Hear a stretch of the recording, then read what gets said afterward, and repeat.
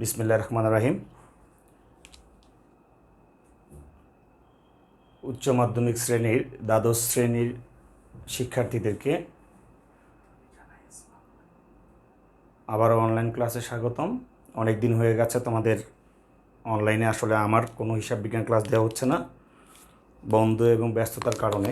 আর তোমাদের পরীক্ষা ছিল, যার কারণে একটা বড় ধরনের গ্যাপ পড়ে গেছে।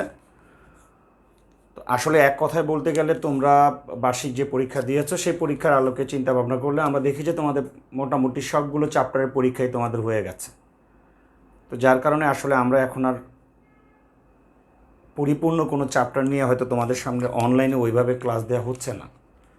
তো সেই দৃষ্টিকোণ থেকেই চিন্তা ভাবনা করে আমি ঠিক করেছি যে তোমাদেরকে যে চ্যাপ্টারগুলো তোমাদের জরুরি, খুব ইম্পর্টেন্ট চ্যাপ্টার এবং যেখানে তোমাদের কিছু লেকিংস থেকেই যায়, সেই দিকগুলো নিয়ে আমি শুধু আলোচনা করব। পর্যায়ক্রমে এভাবে একটা একটা করে চ্যাপ্টার নিয়ে আমার ইচ্ছা আছে এভাবে আমরা আলোচনা করে যাব, যাতে তোমরা ওই চ্যাপ্টারের অঙ্কগুলো করতে গিয়ে যে জায়গাটা তোমরা বেগ পাও, যাতে তোমাদের বেগ পেতে না হয়, খুব সহজে যেন তোমরা প্রবলেমগুলো সলভ করতে পারো। এই বিষয়টা নিয়ে আমরা আমার একান্তই অভিমত হচ্ছে যে আমি এই ধরনের কিছু টপিক বা কিছু বিষয় নিয়ে আমি আলোচনা করে যাব, ঠিক আছে, যেগুলোতে আমাদের আসলে কিছু কমন মিস্টেক হয়ে থাকে। তো আজকে আমি তোমাদের সাথে যেটা নিয়ে কথা বলবো সেটা হচ্ছে যৌথ মূলধনী কোম্পানির আর্থিক বিবরণী নিয়ে। ওকে, আচ্ছা আসো।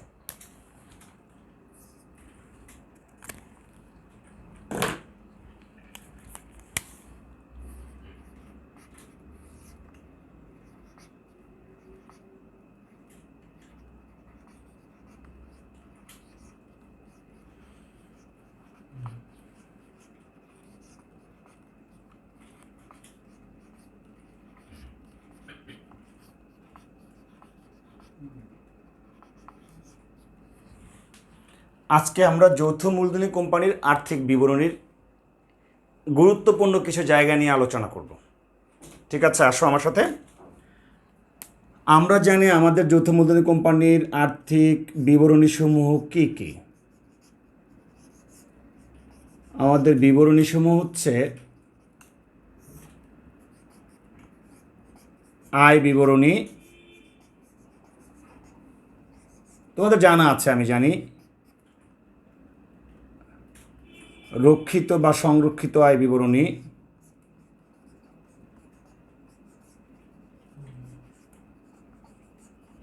আমাদের যা করতে হয়, আর করতে হয়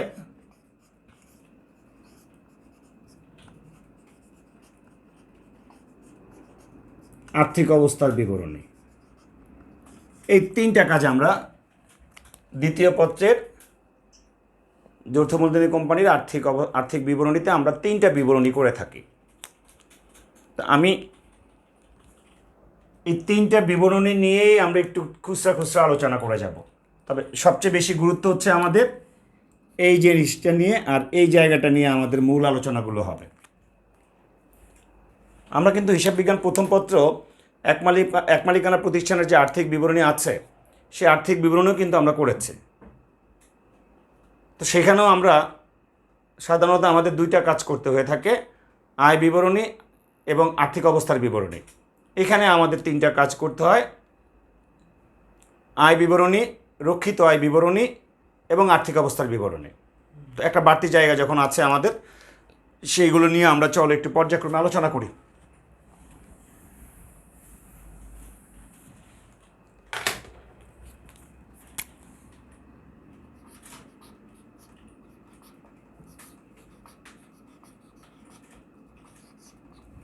আয় বিবরণীটা আমরা কেমন করি একটু খেয়াল করো। যাদের জানা আছে তারা আমার সাথে একবার আগাও, আর যাদের জানা নাই তারা নতুন করে জেনে রাখো।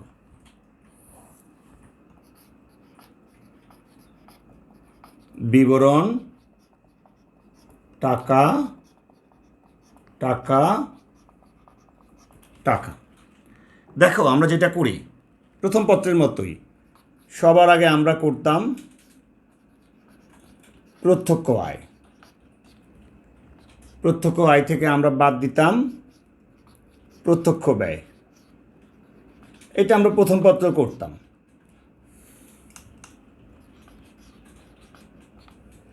প্রত্যক্ষ ব্যয়টাকে আমরা বাদ দিতাম, বাদ দিয়ে আমরা একটা টাকা বের করতাম, এইটাকে বলতাম আমরা মোট লাভ।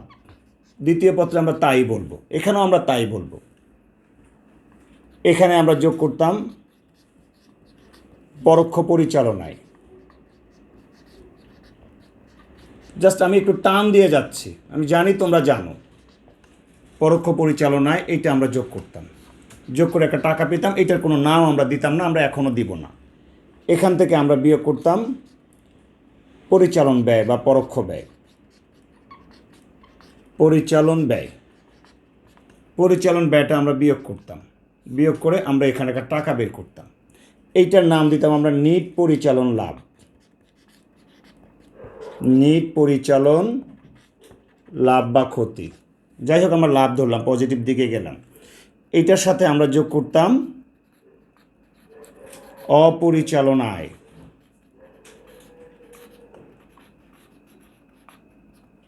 যোগ করে একটা টাকা পেতাম, কোনো নাম নাই।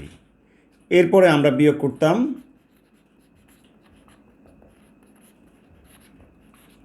অপরিচালন ব্যয়, বিয়োগ করে আমরা একটা টাকা পেতাম। এইটার নাম কিন্তু আমরা দিতাম নিট লাভ। এখানে আমরা দিব, খেয়াল করো, এখানেও আমরা দিব নিট লাভ বা কর পূর্ব নিট লাভ।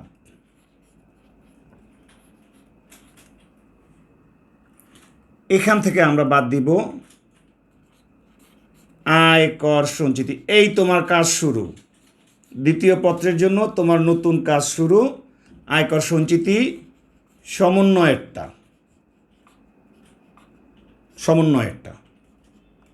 বাদ দিয়ে যেটা বের হবে এটার নাম হচ্ছে আমার কর বাদ নিট লাভ।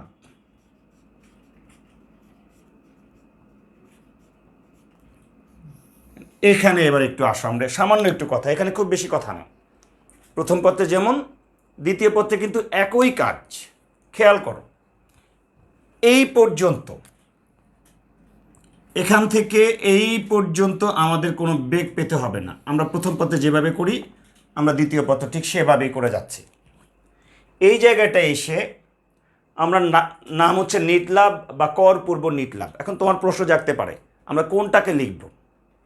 যদি তোমার অঙ্কের প্রশ্নের রেয়ামিলের সমন্বয়ে, যদি সমন্বয়ে তোমাকে আয়কর সঞ্চিতি ধরতে বলে, আয়কর সঞ্চিতি রাখতে বলে, আয়করের জন্য ব্যবস্থা করতে বলে, সমন্বয়ে বলবে, রেয়ামিলে না। যদি সমন্বয়ে আয়করের জন্য কোনো সঞ্চিতি রাখতে বলে তাহলে তুমি এটার নাম নিট লাভ দিবা না, কর পূর্ব নিট লাভ দিবা। ঠিক আছে? আর যদি দেখো যে না, সমন্বয়ে আমাকে আয়কর সঞ্চিতির কোনো ব্যবস্থা রাখার কথা বলেই নাই, তাহলে তুমি সরাসরি নিট লাভ দিয়ে দিতে পারো, কোনো সমস্যা নেই। কিন্তু যদি তোমাকে সমন্বয়ে বলেই দেয় যে আয়করের জন্য ব্যবস্থা রাখো বা আয়কর সঞ্চিতি এত টাকা রাখো, তাহলে কিন্তু তুমি শুধু নিট লাভ নামটা দিতে পারো না। সেক্ষেত্রে তোমাকে দিতে হবে কর পূর্ববর্তী নিট লাভ। এরপরে তুমি সমন্বয়ে যত টাকা আয়কর সঞ্চিতি রাখতে বলবে সেই পরিমাণ টাকা তুমি মাইনাস করার সঞ্চিতি নিট লাভ থেকে সঞ্চিতি রাখার পরে যা থাকে তার নাম দিবা কর বাদ নিট লাভ। তাহলে আমরা একটা জায়গায় একমত হই। চলো, জায়গাটা কি? যদি সমন্বয়ে আয়করের জন্য সঞ্চিতি রাখতে বলে তাহলে আমাদের নিট লাভটার নাম হবে কর পূর্ব নিট লাভ, এবং আয়কর সঞ্চিতি রাখার পরে হবে কর বাদ নিট লাভ। অর্থাৎ নিট লাভটাকে আমরা দুই সময় দুইটা নাম দিব। প্রথম নামটা হচ্ছে কর পূর্ববর্তী নিট লাভ, সেইখান থেকে আয়করের জন্য যে পরিমাণ সঞ্চিতি রাখতে বলবে সেই পরিমাণ সঞ্চিতি রাখার পরে যে টাকাটা বের হবে ওটার নাম দেব আমরা কর পরবর্তী নিট লাভ। আর যদি আমাদের সমন্বয়ে কোনো প্রকার আয়করের সঞ্চিতি রাখার কথা না বলা থাকে তাহলে আমরা কর পূর্বও দরকার নেই, আমাদের কর পরবর্তী দরকার নেই, শুধু আমাদের নিট লাভ এই নামটা আমরা দিব এবং আমাদের কাজটা এখানে শেষ হয়ে যাবে। তাহলে দেখো, সমন্বয়ে যদি আয়করের জন্য সঞ্চিতি রাখতে বলে তাহলে কাজটা এখান থেকে এখানে আসবে, আর যদি সমন্বয়ে আয়করের জন্য কোনো সঞ্চিতি রাখতে না বলা হয় তাহলে আমার কাজটা কিন্তু এখানেই শেষ। আগে এই আয় বিবরণীর এই জায়গাটায় নিজেকে নিজে একমত পোষণ করো কিনা আগে নিজেকে নিজে চিন্তা করে দেখো যে পার্থক্যটা প্রথম পত্রের সাথে আমার কতটুকু। অর্থাৎ প্রথম পত্রে আমি যে কাজটুকু করি তার সাথে আমাদের এই দ্বিতীয় পত্রের কাজটা, আমার ডিফারেন্সটা কতটুকু। তার একটা জিনিস নিয়ে আমাদের ডিফারেন্স, সেটা হচ্ছে সমন্বয়ে যদি কোনো আয়করের জন্য সঞ্চিতি রাখতে বলা হয় তাহলে অঙ্কটা নিট ল্যাব থেকে একটা স্টেপ বড় হবে, আদারওয়াইজ আমাদের প্রথম পথে যতটুকু ঠিক ততটুকুই আমাদেরকে রাখতে হবে। তাহলে আমার মনে হয় আয় বিবরণী নিয়ে তোমাদের কারো কোনো প্রবলেম হওয়ার কথা না।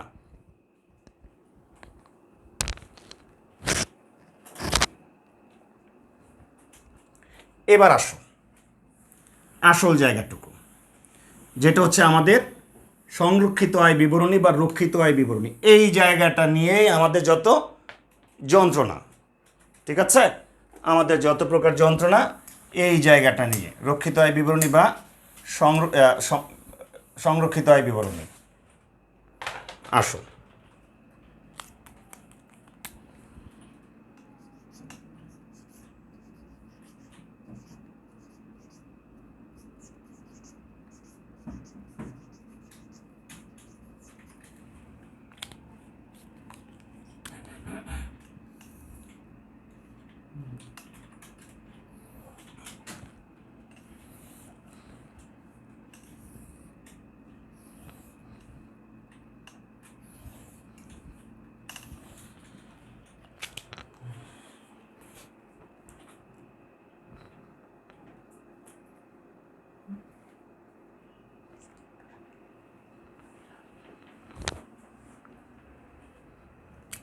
তাহলে চলো বিবরণ, টাকা টাকা টাকা,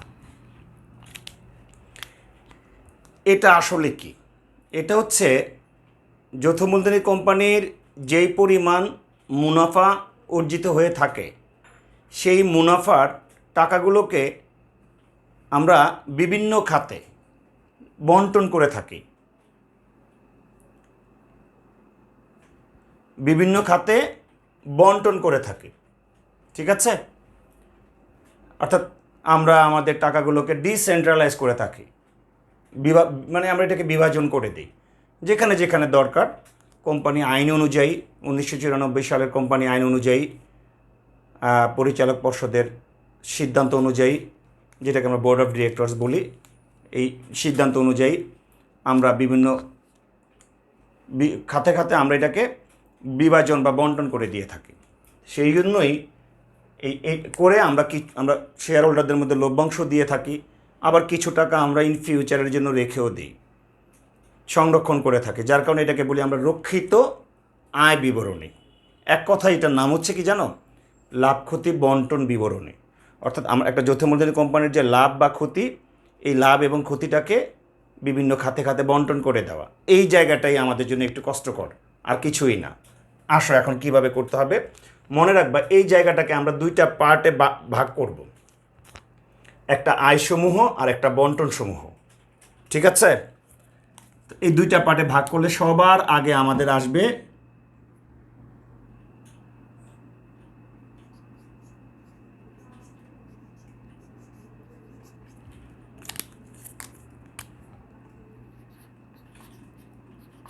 প্রারম্ভিক রক্ষিত আয়।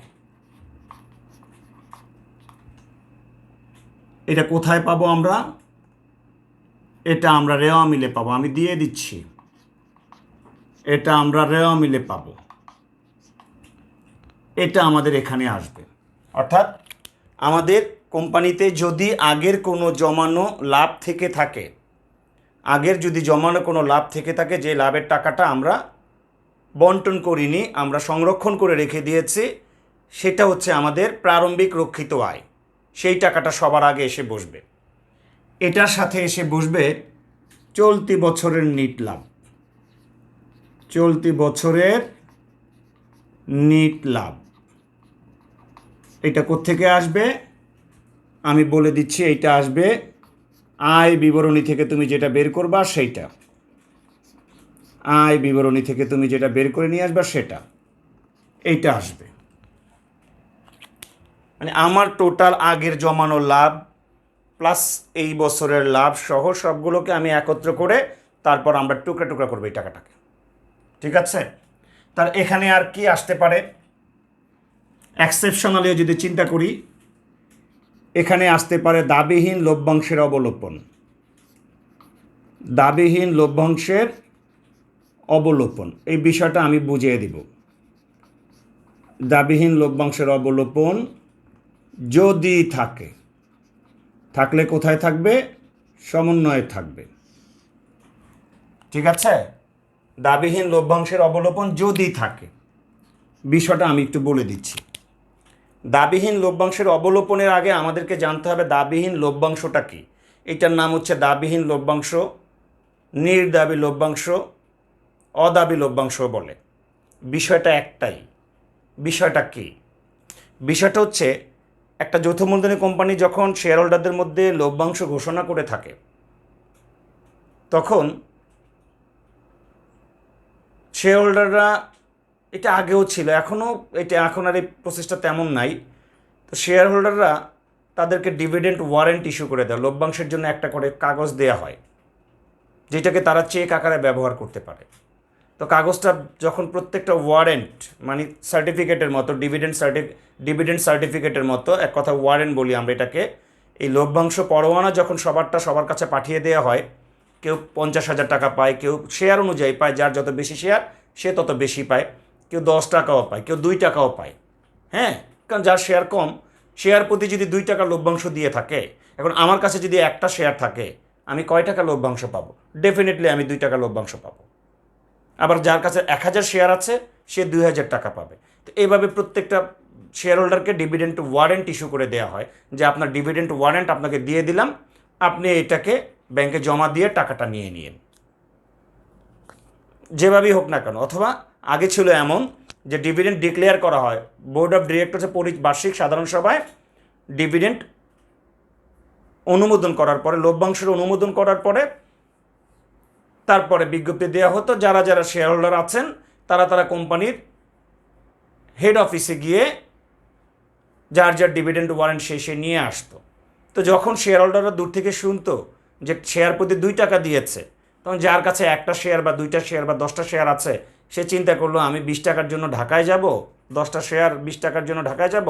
আরে ধরো, কে যায় ঢাকায় গিয়ে ডিভিডেন্ড ওয়ারেন্টটা আনো, ব্যাংকে জমা দাও, কে পাগলামি করে? খাজনার চেয়ে বাজনা বেশি হয়ে যায়, ওই অবস্থাটা হয়ে যায়। ওই 2 টাকার নোট জোড়া দেওয়ার জন্য 5 টাকা দিয়ে কস্টেপ কেনার মতো অবস্থা হয়ে যায়। এই জন্য অনেকেই যায় না, শার্টের চেয়ে গেঞ্জি বড় হয়ে যায়, এই জন্য অনেকেই কাজটা করতে চায় না, যে না আমি এটা নিব না। তো ওই লভ্যাংশগুলো কিন্তু যারা যারা দাবি করে নিয়ে যায় তো নিয়ে যায়, আর যারা দাবি করে না, টাকাটা নিতে যায় না, তাদের টাকাটা কোম্পানিতে পড়ে থাকে। এই টাকাটাকেই বলা হয় দাবিহীন লভ্যাংশ। তো যেই লভ্যাংশ শেয়ার হোল্ডাররা দাবি করেনি, এখনও অনেক বছরের পুরাতন, বা 2, 3, 4, 5 বছর ধরে পুরাতন পড়ে আছে, এখন কতদিন টাকাটা পড়ে থাকবে? তখন তারা করে কি, একটা সময় পরে বোর্ড অফ ডিরেক্টর, পরিচালনা পর্ষদ সিদ্ধান্ত নেয় যে 3-4 বছর ধরে কিছু লভ্যাংশ পড়ে আছে, যে লভ্যাংশগুলো কেউই দাবি করতে আসছে না, এখন এই জিনিসগুলো আমরা কতদিন ফেলে রাখবো?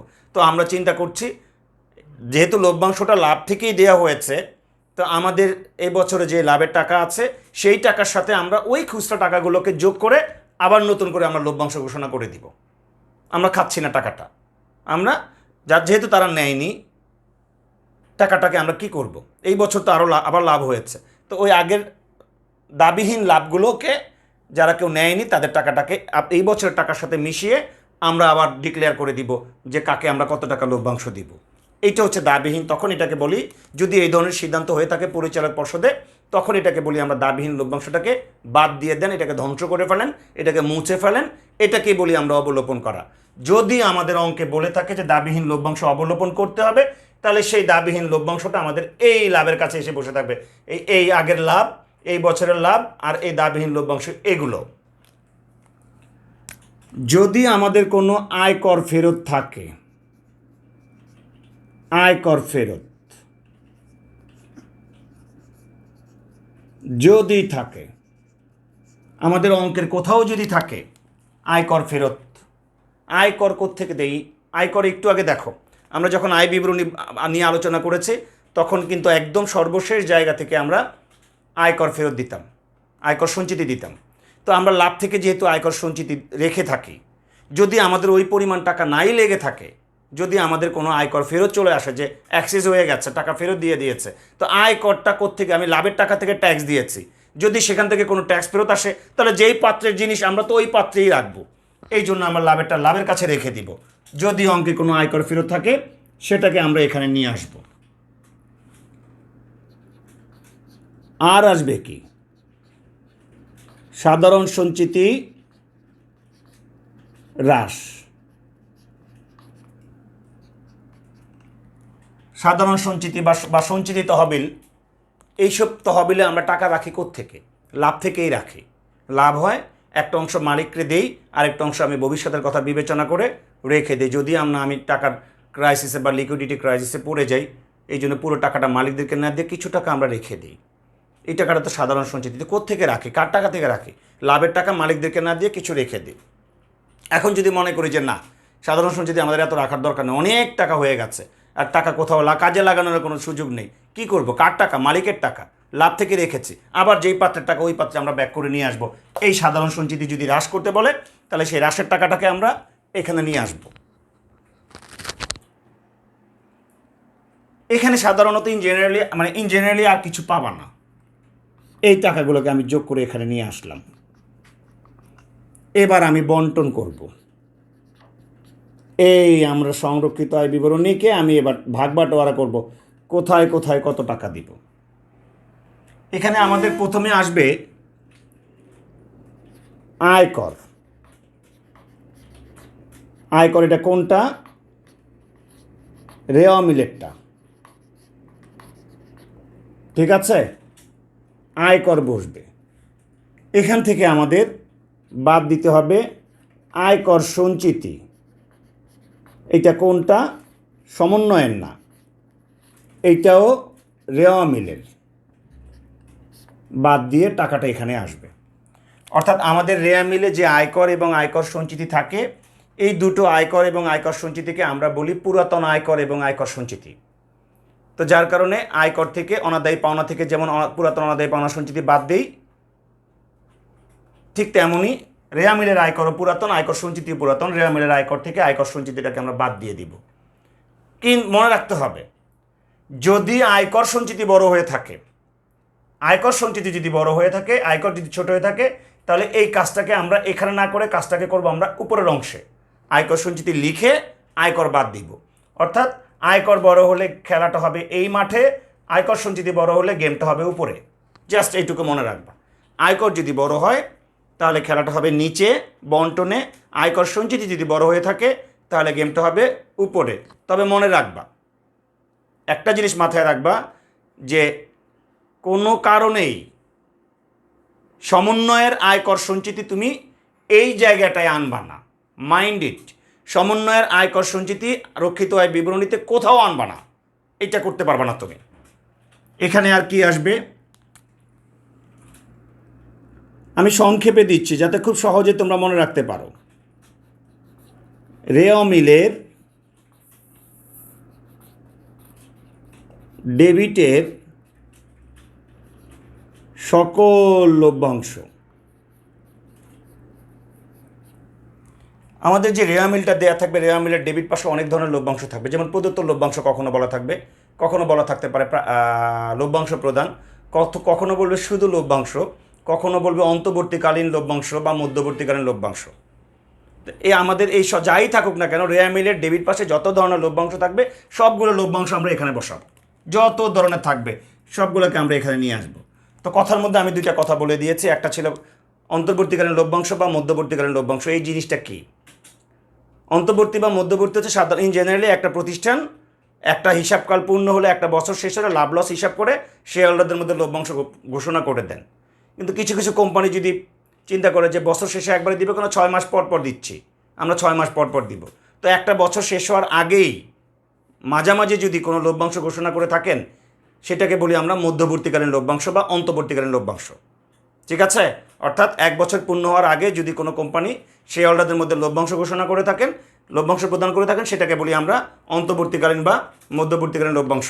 যাই হোক, কথা এটা মনে রাখবা, রেওয়া মিলের ডেবিটের সকল লভ্যাংশ আমরা এখানে বসাবো। এরপরে আমরা বসাবো সমন্বয়ে যদি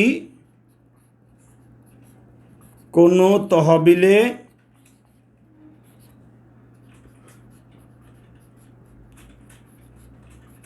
টাকা স্থানান্তর করতে বলা হয়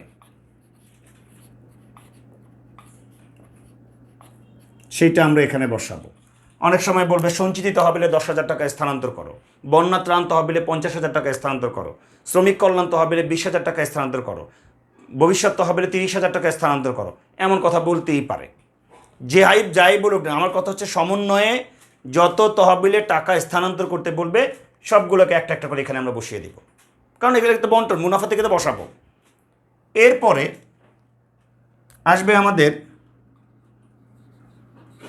সমন্বয়ের লভ্যাংশ। সমন্বয়ের লভ্যাংশ অর্থাৎ সমন্বয়ে যদি আমাদের কোনো লভ্যাংশ থাকে, সমন্বয়ে যদি আমাদের কোনো লভ্যাংশের কথা বলে, এইটাকে বলি আমরা ঘোষিত বা চূড়ান্ত লভ্যাংশ।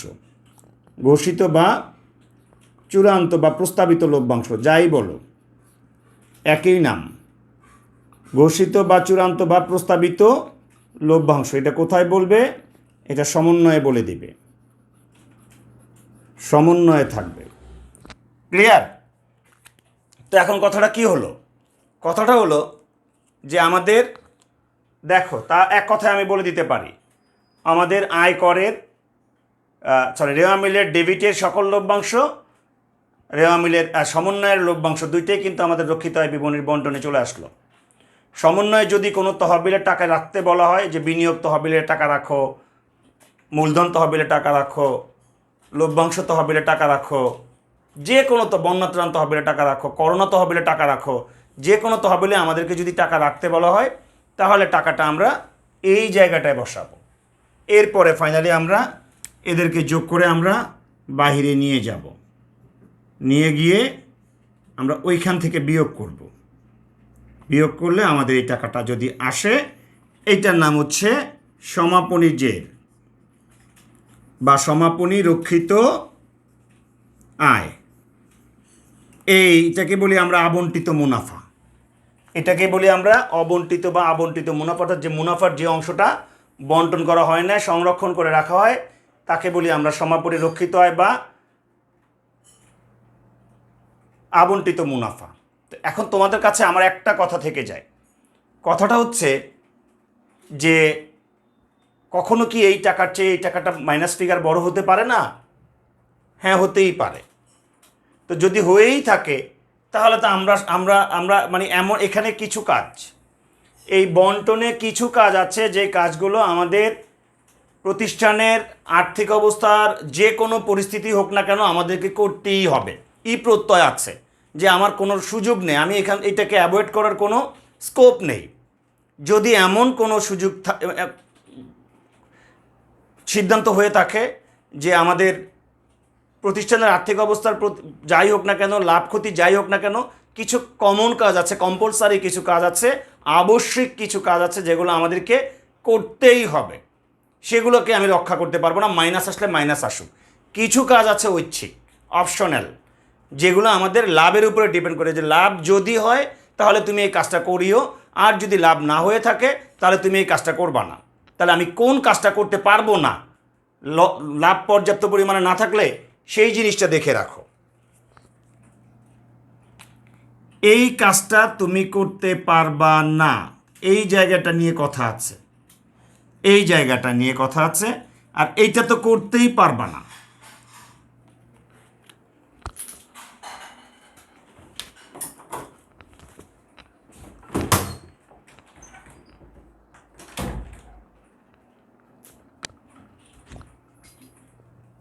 দেখো কি করতে পারবা, কি করতে পারবা না।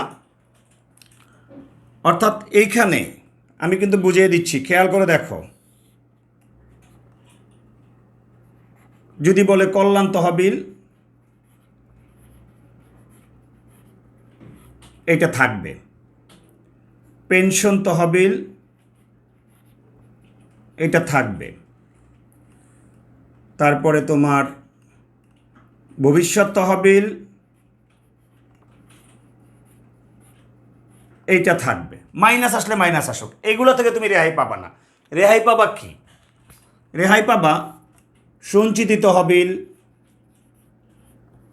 যদি দেখো মাইনাস আসে, এইটা কেটে দিবা, এটা দরকার নাই। তারপর বিনিয়োগ তহবিল, যদি দেখো মাইনাস আসে লাস্ট রেজাল্ট, তাহলে তুমি এটাকে কেটে দিবে, দরকার নাই, লিখবা না। তারপর যদি দেখো যে তারপর ধরো লভ্যাংশ তহবিল, এটাকে পুরাটা বলি আমরা, লভ্যাংশ সমতাকরণ তহবিল, লভ্যাংশ সমতাকরণ তহবিল এইটাও যদি থাকে কেটে দিবা, ঠিক আছে। তারপর ত্রাণ তহবিল, লাভ নাই কিসের ত্রাণ দিব, ত্রাণ তো আমাদেরই দরকার, কেটে দিবা। কিন্তু মাইনাস আসা সত্ত্বেও এইগুলো যদি থাকে, এই জিনিসগুলো যদি তোমাকে সমন্বয় করতে বলে, you are bound to do it, তুমি এখান থেকে কোনো রেহাই পাবা না। এগুলাকে তুমি বাদ দিতে পারো। অর্থাৎ এগুলো হচ্ছে তোমার আবশ্যিক, এগুলো হচ্ছে ঐচ্ছিক। লাভ হোক লস হোক, এগুলো যদি অঙ্কে রাখতে বলে রাখতে হবে, আর এগুলো হচ্ছে লাভ হলে রাখবো, না হলে রাখবো না।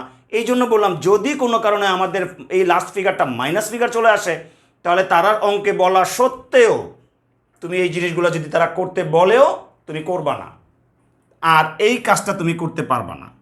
তখন তোমাকে এই লভ্যাংশ ঘোষণা করতে পারবা না। লাভই নাই, আবার কিসের লভ্যাংশ, এই জায়গাটা তুমি কেটে দিবা। কখন কাটবা? যদি মাইনাস আসে। এই দুইটার উপরে তুমি এই দুইটা জায়গায় ছুরি চালাতে পারবা। বাট আয়কর সঞ্চিতিতে তুমি ছুরি চালাতে পারবা না।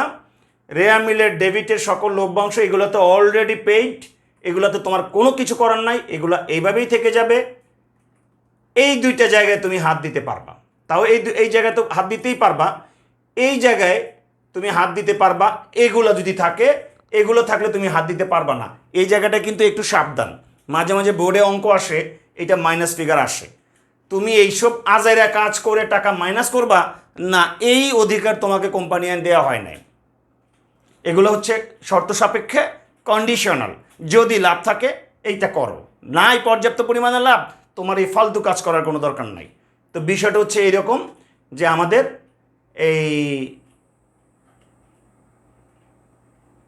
যদি মাইনাস ফিগার আসে, তাহলে আমরা কোনগুলো রাখতেই হবে, কোনগুলো রাখার দরকার মানে থাকলে করব, না থাকলে করব না, এই দুইটা জিনিস আমি আলাদা করে দিয়ে দিলাম। তো এখন একটু ভালো করে খেয়াল করে দেখো যে তোমাদের বুঝে আসে কিনা। তা আমার মনে হয় আমরা ক্লাস আর লম্বা করবো না। যদি আমরা আর্থিক অবস্থার বিবরণীতে যাই, তাহলে ক্লাসটা আমাদের অনেক লম্বা হয়ে যাবে। তো ঠিক আছে, আমি পরবর্তী একটা লেকচার দিব আবার খুব দ্রুত, যেখানে আমি আর্থিক অবস্থার বিবরণীটা বুঝিয়ে দিয়ে আরও বাকি এক্সট্রা কিছু কাজ আমি শিখিয়ে দিব। এভাবেই চলুক, আপাতত তোমরা এই পর্যন্ত শিখে রাখো। আল্লাহ হাফেজ।